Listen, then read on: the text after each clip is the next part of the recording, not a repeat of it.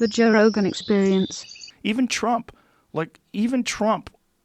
as much as he hates it, he has toned down a lot of his rhetoric because of the criticism that he's faced. And it's important. It's very important. Yeah, I mean, he has to. That's one thing. This virus is making everybody have to do their job. Mm-hmm. Like you realize, like a lot of his people were like acting in positions. Like they weren't really. I don't know if you were truly vested if you're acting in it, but like it's making everyone have to actually do their job. I wonder if he would do it again, all over again, if he knew how hard it would be, and how much he would get shit on. I don't know. I think it was so funny when he presented to me. Was like. It was like the hot new nightclub, you know what I mean? And like everybody was in there. You know what it's like a nightclub, and you could pretend to be who you want to be, and you could just, you know what I mean? And the watered down expensive drinks, and it's just all happening. Then the coronavirus comes, and that's like when the lights come on in the club, and you get to see, how fucked up shit really is. Mm-hmm. And so, because when the whole country just kind of like said, all right, we're gonna go with Joe Biden, regardless of how lucid you feel he is or how sharp you think he is. When the whole country was like, we're just gonna go with Joe, it just made me think like Trump is like a nice resort, like hotel. Like who doesn't want to stay in a nice hotel, right? He's like, I'm rich, I'm this, and everyone's like, I want to do that. But after a while, you get tired of spending $21 for internet and $40 for pancakes, and you just want to go home. And Joe was kind of feeling, it felt like he represents home. You know what I mean? Like people Really? are like, I feel like people. Joe Biden to me feels like a schoolhouse in a third world country that's going to collapse and kill all the kids. A schoolhouse like a schoolhouse that is made by people who skirted all the rules of construction. Really? Yeah, he's an old dude with dementia. But I think he's going to be propped up by so many different people who are going to be holding. Like President Obama's going to come out and endorse him, and if President Obama wants to come out and take over, okay. But if he doesn't, you got Joe Biden, who's the leader of the country, who can't form sentences.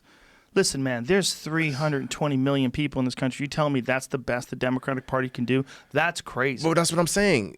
What I'm saying is I feel like to everyone, he represented home. That's what I'm saying, because he's familiar. He was standing next to the guy that we all felt more comfortable with, especially in situations like this. Did you see Obama's endorsement video? I didn't. It was straight up gaslighting. It's just gaslighting. What did he say? He's pretending. Can you pull it up?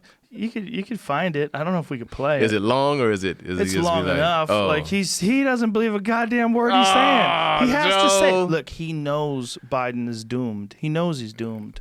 So you think he's going to lose?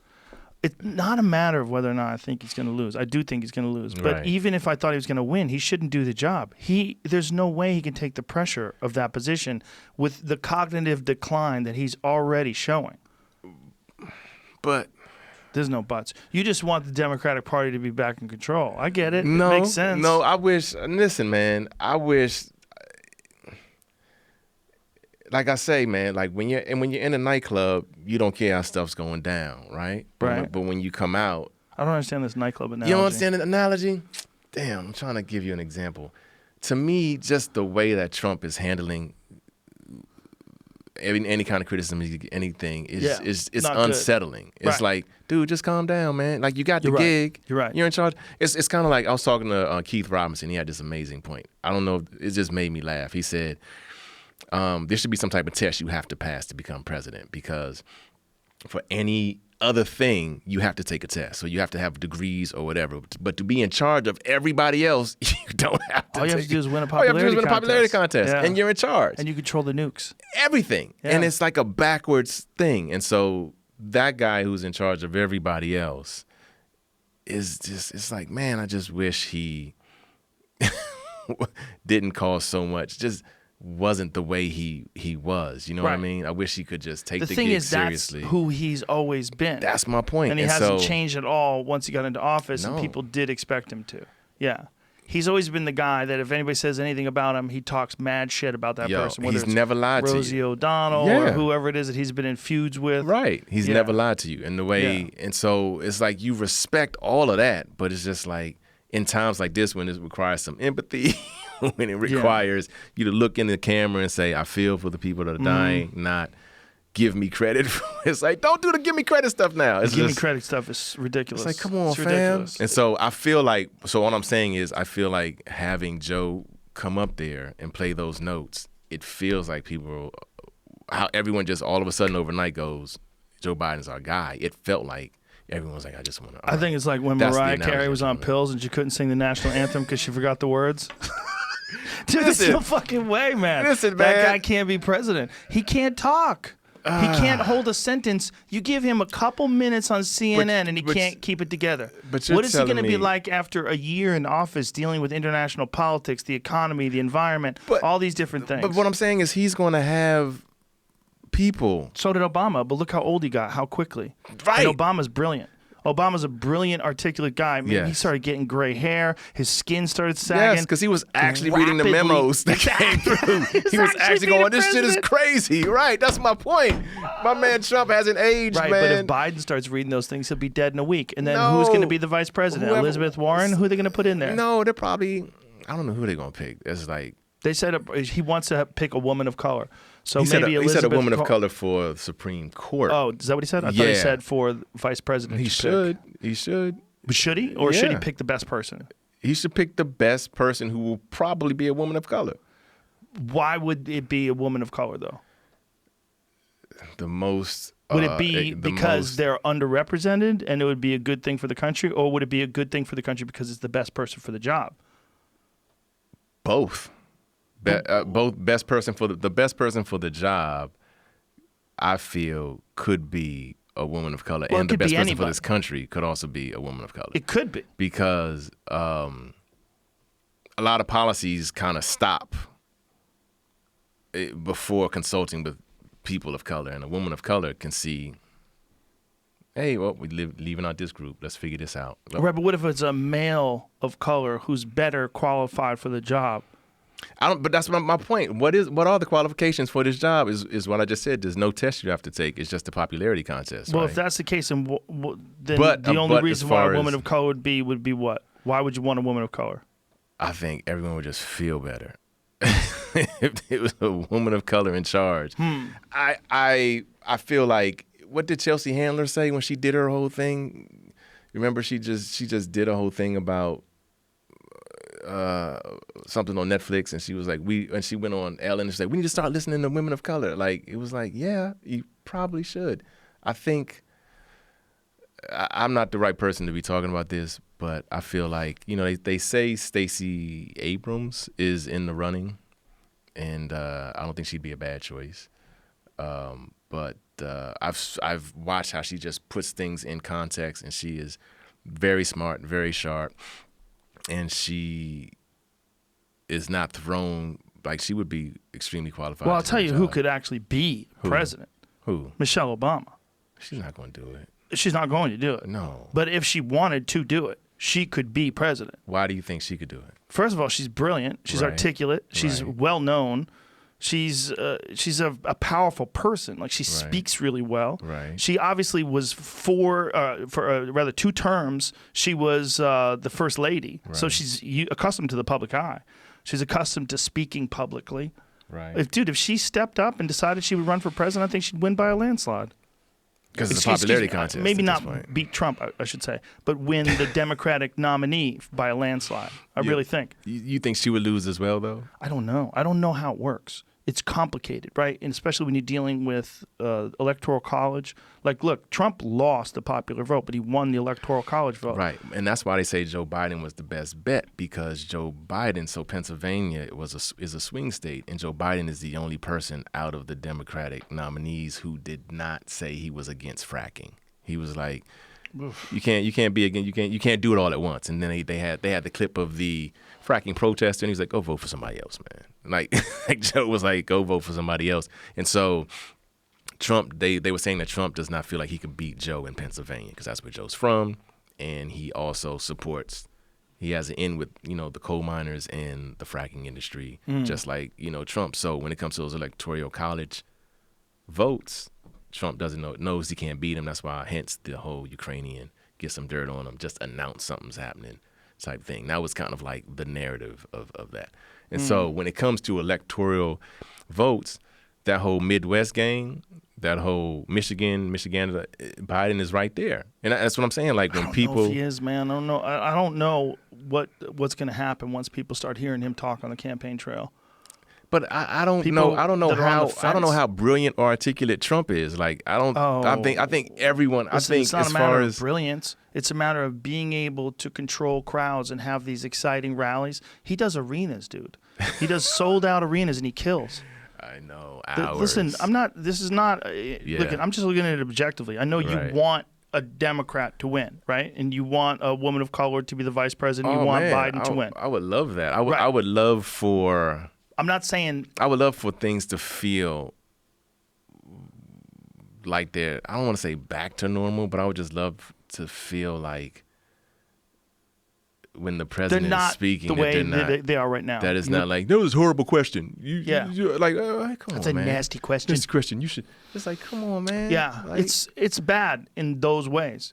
But what I'm talking about is his ability to excite his base and the ability to get people behind him. He's an unprecedented ability. And depending upon how he handles this coronavirus crisis, it could swing left or right. It really depends entirely upon who Biden picks. Because you remember when George W. was president, it really was like President Dick Cheney. Right? Dick Cheney was in that fucking vampire underground bunker, getting fresh blood pumped into him every day and calling all the shots. Do you remember there was one point in time where Cheney was consistently in the bunker? He was in the bunker for like weeks at a time, and they were saying they even told us he was in a bunker, but just in case anything happens. Like, why isn't Bush in a fucking bunker? He's the president. Dick Cheney was out there calling the shots. I mean, it was one of the most transparent times when you see the connection between industry and government, where you have a guy who was the former CEO of Halliburton, a company that rebuilds countries after we blow them up, getting no-bid contracts to rebuild a country that we blew up while he's making the decisions to blow up these countries. Yeah. It's crazy. It was crazy. It was crazy. And like you couldn't stop it. Right. But if someone comes along and some powerful speaker, someone who you really, I mean, there's several choices apparently.